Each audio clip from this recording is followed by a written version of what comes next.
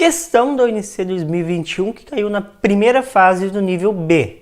Então vamos resolver, portanto, a questão. Então a questão nos diz o seguinte: a magnitude aparente de um corpo celeste é o número que mede o seu brilho como visto por um observador na Terra. Então isso é a magnitude aparente, então a gente pode até associar com o brilho. A gente vai ter outros tipos de magnitudes, como por exemplo a magnitude absoluta. Na magnitude absoluta é como se todos os corpos celestes fossem colocados a uma distância de 10 parsecs no nosso planeta. Então isso aproxima mais da luminosidade. Então isso são algumas características que eu acredito que é até importante vocês saberem. Magnitude é um assunto complicado, mas é para os níveis posteriores que vai complicar um pouco mais, e questão de seletiva da OBA mesmo. Para o nível de vocês, eu acho que não pode dificultar muito. Então essa questão, por exemplo, é basicamente a interpretação do gráfico, é uma questão muito tranquila. Mas voltando a ler o enunciado, ela diz o seguinte: quanto mais brilhante um objeto parece, menor é o seu valor de magnitude. Ou seja, é uma escala invertida, alguns chamam de escala inversa. E a tabela a seguir traz um número estimado de estrelas no céu mais brilhantes de uma certa magnitude particular. Então a gente teria que interpretar o gráfico.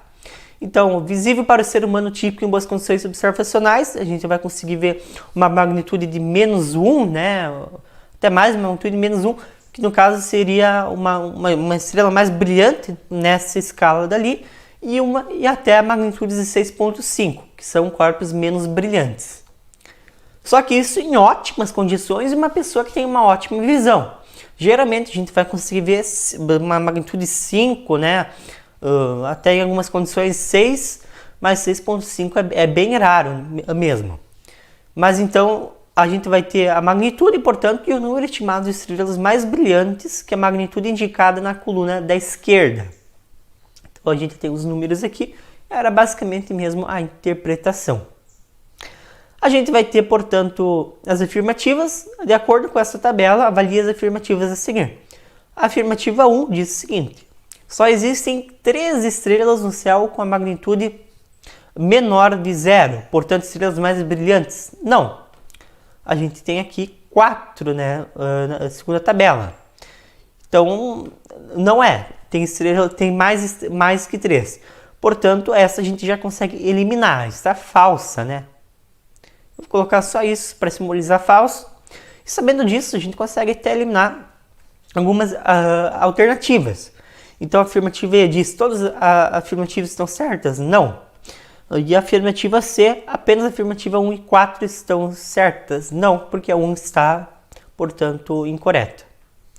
A afirmativa 2, as estrelas mais brilhantes são a de maior número.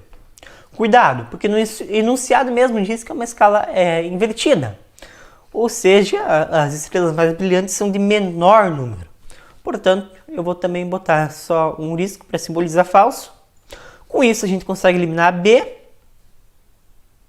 que tem a 2, e a D.